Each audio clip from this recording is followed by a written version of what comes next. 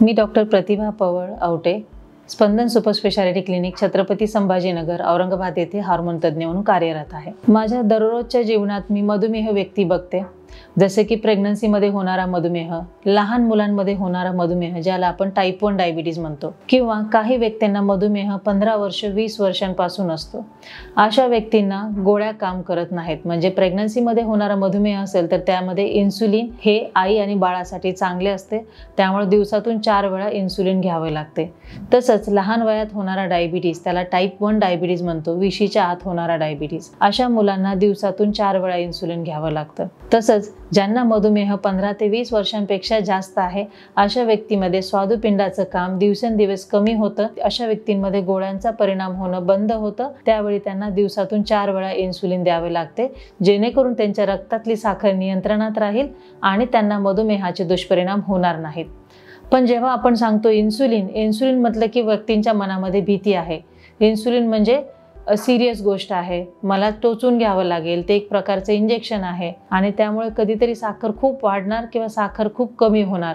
अशा वेळी मला घरच्या घरी इन्सुलिनचे डोस कमी जास्त करता येतील का, अशी बऱ्याच जणांच्या मनांमध्ये भीती असते। त्यासाठीच आपण आज हा व्हिडिओ करत आहोत, ज्यामध्ये इन्सुलिनचा डोस तुम्हाला घरच्या घरी कसा बदलता येईल हे आपण शिकणार आहोत। जेव्हा आपण 4 वेळा इन्सुलिन देतो, त्यामध्ये 2 प्रकारचे इन्सुलिन असतात। शॉर्ट ॲक्टिंग इन्सुलिन जे दिवसातून 3 वेळा दिले जाते, सकाळी नाश्त्यापूर्वी, दुपारी जेवणाच्या आधी आणि रात्री जेवणाच्या आधी।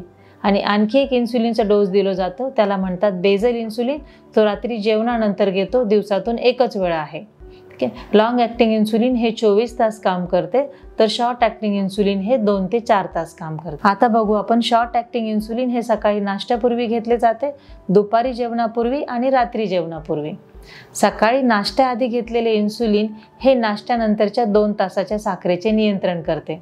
तसेच दुपारी जेवणापूर्वी घेतलेले इन्सुलिन हे दुपारच्या जेवणानंतरच्या साखरेचे नियंत्रण करते।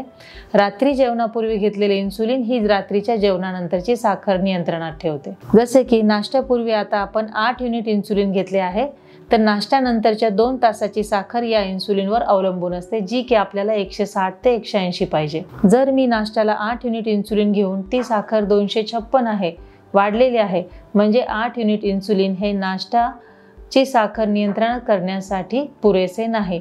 दररोज आपण नाश्त्याचे इन्सुलिन 1 युनिटनी वाढवत जाणार, जोपर्यंत नाश्त्यानंतरची साखर आपल्याला 180 पेक्षा कमी येत नाही। ज्या डोसनी नाश्त्यापूर्वी नंतरची साखर 180 पेक्षा कमी येते, तो डोस नाश्त्यासाठी फिक्स करायचा। म्हणजे 8 युनिटच्या ऐवजी जर 11 युनिट डोस घेतला तर साखर बरोबर येते, म्हणजे नाश्त्यासाठी 11 युनिट योग्य आहे। काही दिवसानंतर नाश्त्याच्या पूर्वी 11 युनिट डोस घेतल्यानंतर ती साखर नाश्त्यानंतर 2 तासाची साखर 120 पेक्षाही कमी येते, म्हणजे ती कमी झाली। दुसऱ्या दिवशी नाश्त्याचा डोस आपण 1 युनिटनी कमी करायला पाहिजे। दुपारी जेवणापूर्वी 10 युनिट इन्सुलिन घेतले, हे 10 युनिट इन्सुलिन दुपारच्या जेवणानंतरची 2 तासाची साखर नियंत्रणात करते। जर 10 युनिट घेऊन साखर 234 आहे, याचा अर्थ दुपारचे 10 युनिट इन्सुलिन पुरेसे नाही।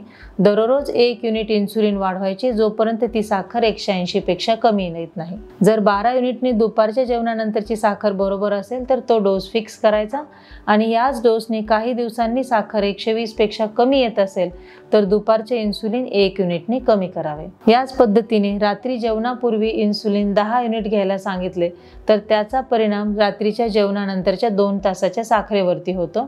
जर 10 युनिट घेऊन रात्री जेवणानंतर 2 तासाची साखर 180 पेक्षा जास्त असेल तर दररोज रात्रीच्या जेवणापूर्वीच्या इन्सुलिनचा डोस 1 युनिटनी वाढवायचा। कधीपर्यंत वाढवायचा, जोपर्यंत साखर 180 पेक्षा कमी येत नाही। जर 10 युनिटच्या ऐवजी मी 14 युनिट डोस घेतल्यानंतर ती बरोबर येत असेल तर तो डोस आपण फिक्स करणार। कधीतरी असं होतं की रात्रीच्या जेवणापूर्वीचा डोस घेतल्यानंतर रात्री जेवणानंतर 2 तासाची साखर 120 पेक्षा कमी येते, अशा वेळी डोस आपण कमी केला पाहिजे। हे झाले रेग्युलर इन्सुलिन किंवा शॉर्ट ॲक्टिंग इन्सुलिन। दुसरे इन्सुलिन म्हणजे लॉन्ग ॲक्टिंग इन्सुलिन, जे रात्री जेवणानंतर घेतो। जेवणानंतर किती वेळाने घ्यायचे याला बंधन नाही, ते 5 मिनिटांनी घेऊ शकता, अर्ध्या तासाने घेऊ शकता, 2 तासानंतरही घेऊ शकता। रात्री जेवणानंतरचे इन्सुलिन हे आज रात्री घेतलेले इन्सुलिन उद्या सकाळची साखर नियंत्रणात ठेवते, म्हणजे दुसऱ्या दिवशीच्या उपाशीपोटीचे साखरेचे नियंत्रण करते। तसंच जर रात्री जेवणानंतर 14 युनिट इन्सुलिन दिले तर हे 14 युनिट इन्सुलिन दुसऱ्या दिवशी सकाळच्या उपाशी पोटीचे साखरेचे नियंत्रण करणार आणि ती आपल्याला 120-130 पेक्षा कमी पाहिजे. 14 युनिटने साखर वाढत असेल तर दररोज 1 युनिट इन्सुलिन वाढवायचे, जेणेकरून उपाशी पोटीची साखर 120 पेक्षा कमी येईल. जर 14 युनिटच्या ऐवजी 16 युनिटने उपाशी पोटीची साखर बरोबर असेल तर तो डोस आपण फिक्स करणार. क्वचित या इन्सुलिन डोजमुळे रात्री झोपेत साखर कमी होते. ती 70 पेक्षा कमी झाली तर रात्रीच्या इन्सुलिनचा डोस दुसऱ्या दिवशी 1 युनिटने कमी करून घेणे. अशा पद्धतीने जरी तुम्हाला दिवसातून 4 वेळा इन्सुलिन सुरू असेल तरी घरी ग्लुकोमीटरच्या मदतीने तुम्ही तुम्हाला किती इन्सुलिनचे प्रमाण योग्य आहे हे ठरवू शकता आणि इन्सुलिनमुळे जे दुष्परिणाम होतात, लो शुगर होणे, हे ताबडतोब तुम्हाला समजते आणि लो शुगर झाली तर तुम्हाला स्वतःलाच इन्सुलिनचा डोस घरच्या घरी ॲडजस्ट करता येतो.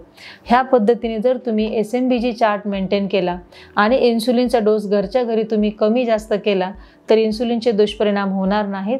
उलट या इन्सुलिनमुळे रक्तातली साखर नियंत्रणात होऊन मधुमेहाच्या दुष्परिणामांपासून तुम्ही स्वतःला वाचवू शकता.